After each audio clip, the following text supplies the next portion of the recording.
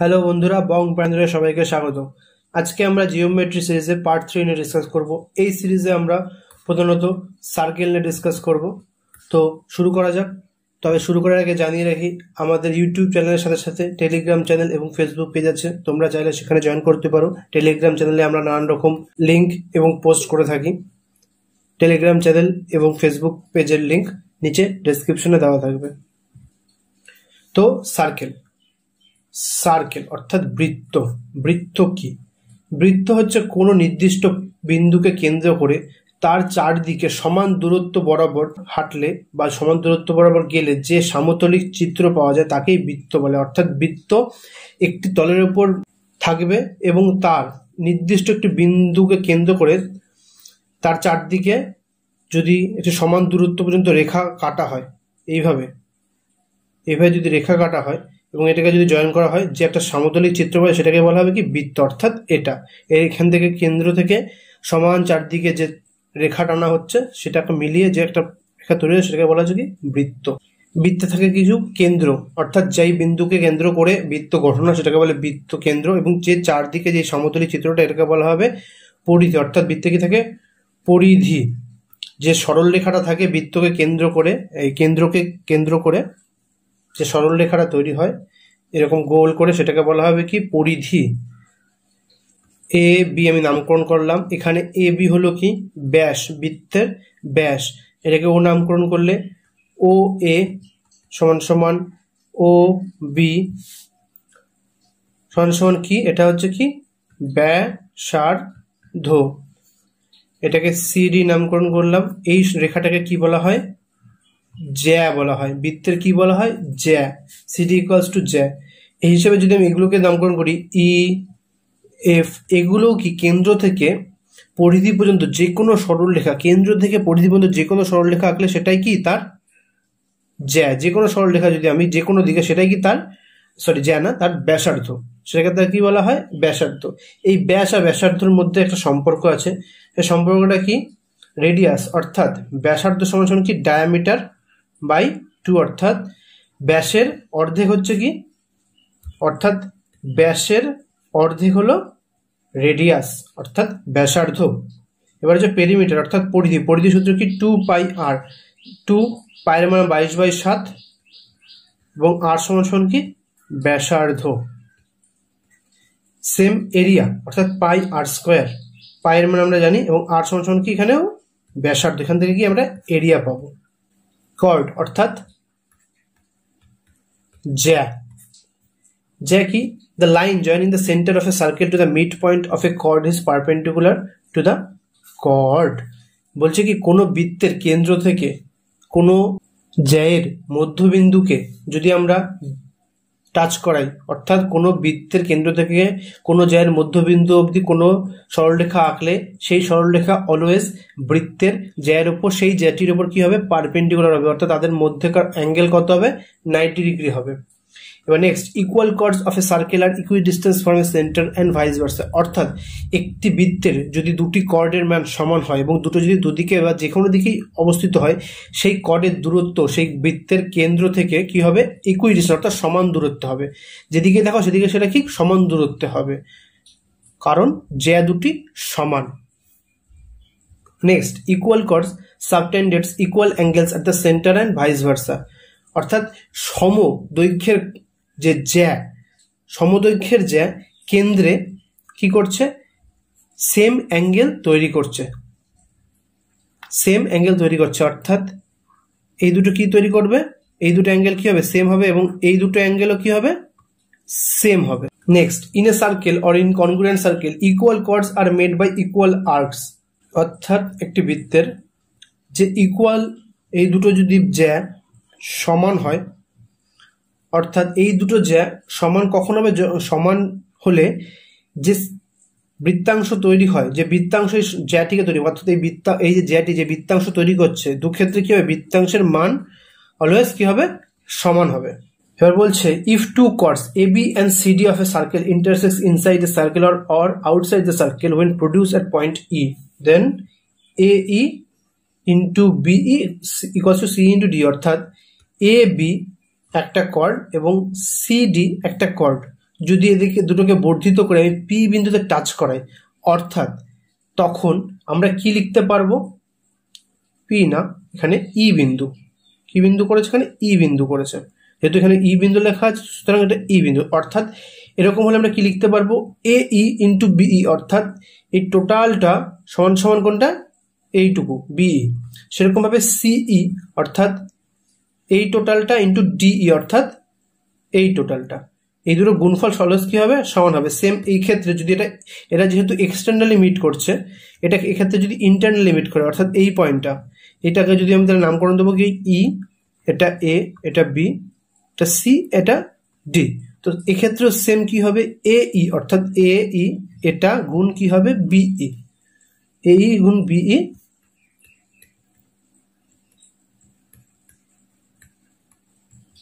সমান সমান কি সিই, সিই গুণ ডিই অর্থাৎ এটা গুণ এটা।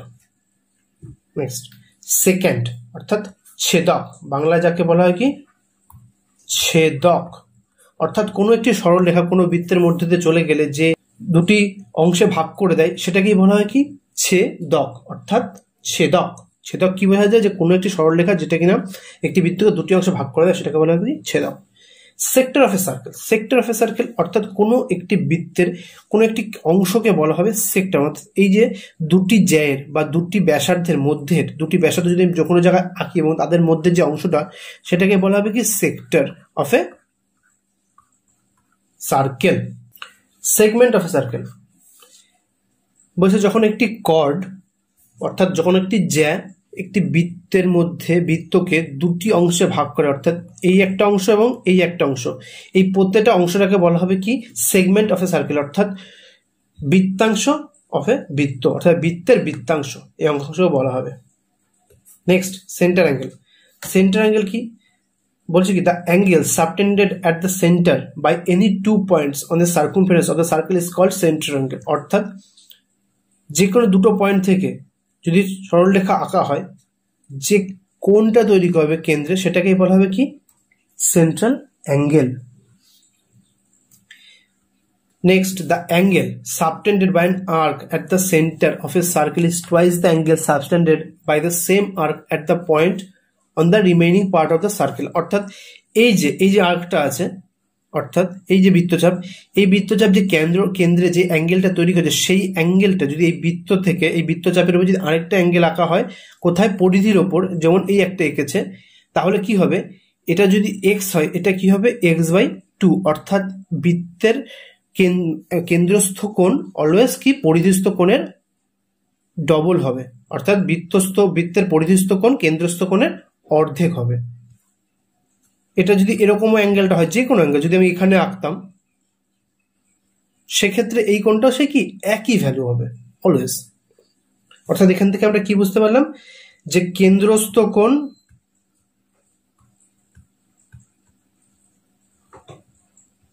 অলওয়েজ পরিধিস্থ কোণের অর্ধেক, এই পরিধিস্থ কোণের ডবল অর্থাৎ দ্বিগুণ হবে। ট্যানজেন্ট স্পর্শক, স্পর্শক কি, যে কোনো একটি বৃত্তের বাইরে দিয়ে যে কোনো একটি বিন্দু দিয়ে একটি সরলরেখা যদি টাচ হয়ে বেরিয়ে যায় তবে সেটাকে বলা হবে কি তার স্পর্শক অর্থাৎ ট্যানজেন্ট। এই ট্যানজেন্টের যদি বৃত্তের কেন্দ্র থেকে যদি একটি সরলরেখা টানা হয় তবে অলওয়েজ এই যে সরলরেখা অর্থাৎ এই রেডিয়াস বৃত্তের কেন্দ্র থেকে যদি পরিধির উপর যে কোনো সরলরেখা সেটা অলওয়েজ রেডিয়াসই হবে এবং এই রেডিয়াসটা স্পর্শকের উপর অলওয়েজ 90 ডিগ্রি অ্যাঙ্গেল করে, অর্থাৎ অলওয়েজ লম্বভাবে থাকে।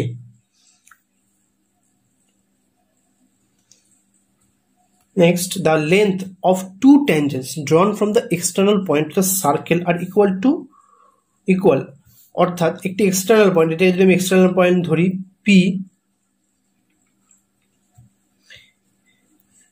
এবং এটা একটা ট্যানজেন্ট আছে এবং এটা একটা ট্যানজেন্ট এবং এটা একটা ট্যানজেন্ট, এই ট্যানজেন্টটা যদি কিউ বিন্দু হয় এবং এটা যদি টি বিন্দু হয়, যেহেতু এক্সটার্নাল একটা পয়েন্ট থেকে আঁকা হয়েছে, তাহলে এই দুটো ক্ষেত্রে এই স্পর্শক দুটি অলওয়েজ কি হবে, স্পর্শক দুটোর মান অলওয়েজ সমান হবে, অর্থাৎ P Q equals to T Q.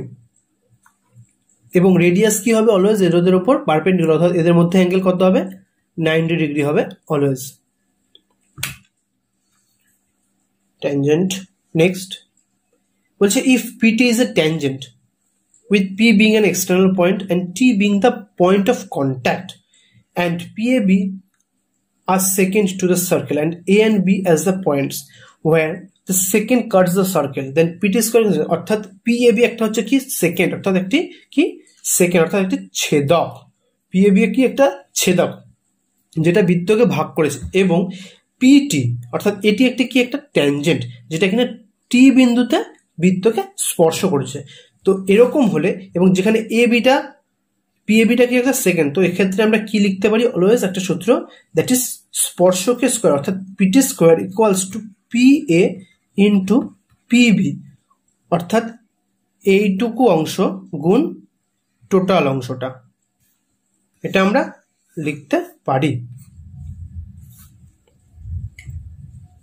এবার হচ্ছে pair of circles, when two circles touches externally then the distance between their center is equal to the sum of their radius, অর্থাৎ দুটো বৃত্ত, এখানে যেমন এই একটা বৃত্ত আছে এবং এই বৃত্ত, এটা যদি পরস্পর এক্সটার্নালি টাচ করে, যেহেতু এখানে একটা এক্সটার্নালি টাচ করেছে এরা, তাহলে টাচ করলে এদের যেই বিন্দুতে টাচ করছে এই বিন্দু থেকে তাদের কেন্দ্রের দূরত্ব যা হবে সেটা কি তাদের পরস্পর কি রেডিয়াস, অর্থাৎ এই কেন্দ্র থেকে এই কেন্দ্রের দূরত্ব কি হবে, এদের মাঝের যে দূরত্ব, অর্থাৎ এই রেডিয়াস সাথে এই রেডিয়াস যোগ করলে সেটা আমরা পেয়ে যাব। তো এখানেও তাই বলেছে যে দুটো বৃত্ত পরস্পর যদি এক্সটার্নালি টাচ করে তাদের মধ্যেকার কেন্দ্রের মধ্যে দূরত্ব কি হয়, তাদের রেডিয়াসের যোগফলের সমান হয়। when two circles touches internally then the distance between their centers is equal to the difference between the radius, অর্থাৎ এই একটা বড় একটা বৃত্ত আছে এবং ভেতরে একটা ছোট বৃত্ত ইন্টারনালি টাচ করছে, তাহলে কি বড় বৃত্তের রেডিয়াস কত, এখান থেকে এতটা, ছোট বৃত্তের রেডিয়াস কত হবে, এইখান থেকে এতটুকু হবে, তার বেশি হবে না। সুতরাং এদের মধ্যে এই কেন্দ্র থেকে এই কেন্দ্রের দূরত্ব কি করে বের করবো, টোটাল রেডিয়াস থেকে যদি আমি ছোট রেডিয়াসটা বাদ দিয়ে দিই, অর্থাৎ এইটুখানি যদি বাদ দিয়ে তাহলে আমি এইটুখানি ভ্যালু পেয়ে যাব সেম। তো সেটাই করা হচ্ছে এখানে, কি করা হলো যে বড় বৃত্তে অর্থাৎ AB minus BC AC minus BC, অর্থাৎ এখানে সি হচ্ছে এই বিন্দুটা এবং এ হচ্ছে এর কেন্দ্র, এটা হচ্ছে বি এবং এর কেন্দ্র, তাহলে কি করে আমরা পেলাম, এবির ভ্যালু কি করে বের করলাম, এসি মাইনাস বিসি, এটার ভ্যালু বের করে ফেললাম। নেক্সট পেয়ার অফ সার্কেলস, এখানে পেয়ার অফ সার্কেলসে আমরা যেটা ছিল এটা হচ্ছে টাচের উপর পড়েছিলাম, টাচের উপর দেখলাম, এবার হচ্ছে কি ট্যানজেন্টের উপর দেখবো।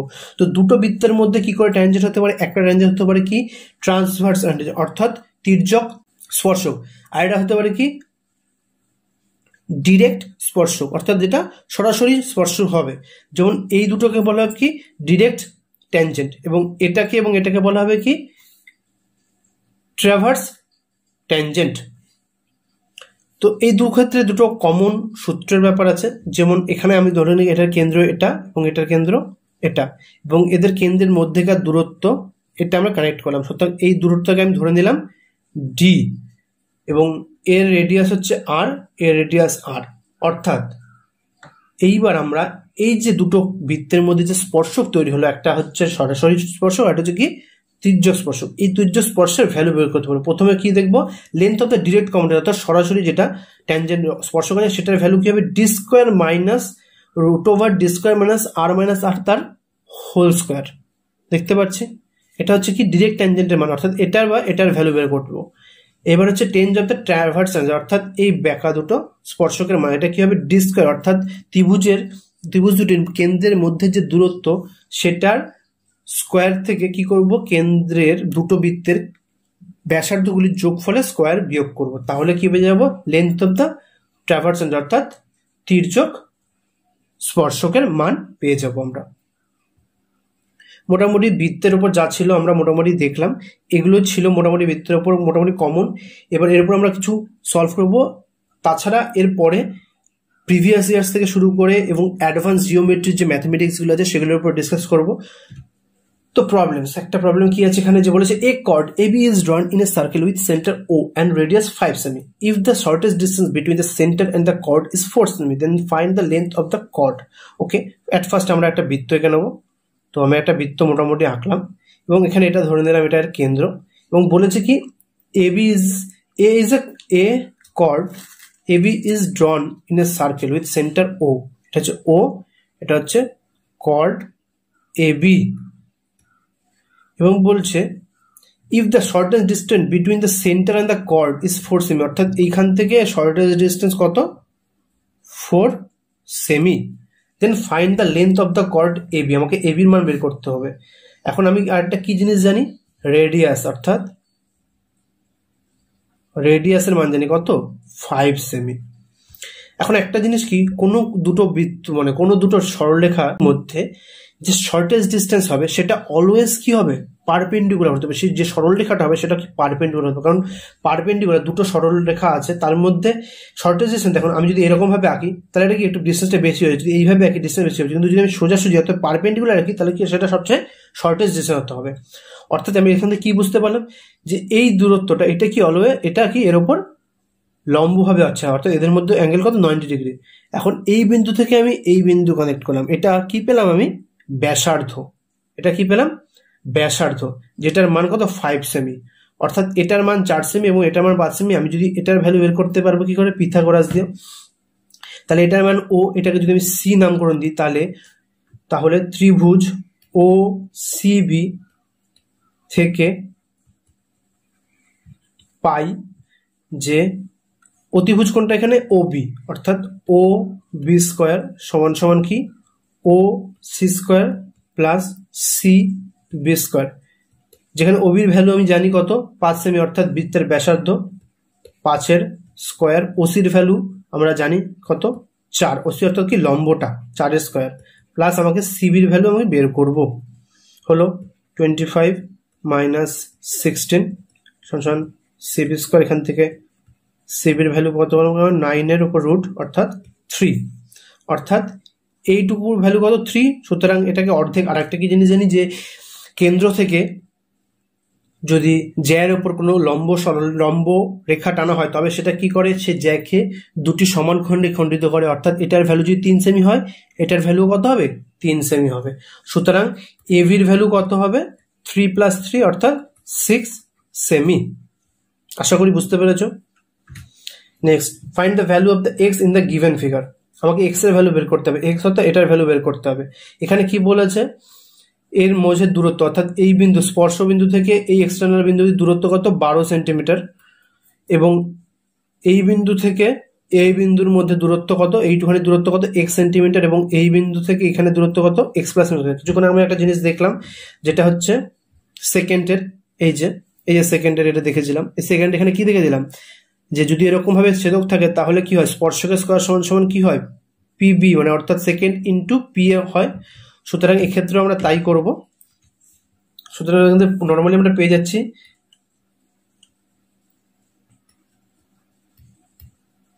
বারো স্কোয়ার সমান সমান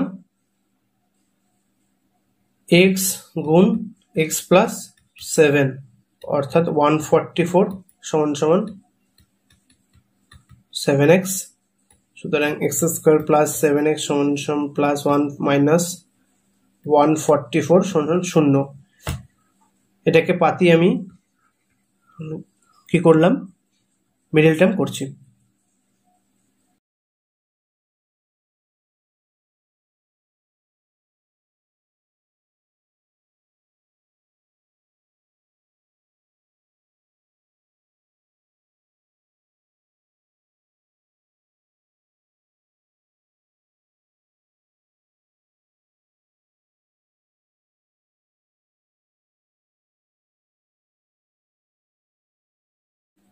হয়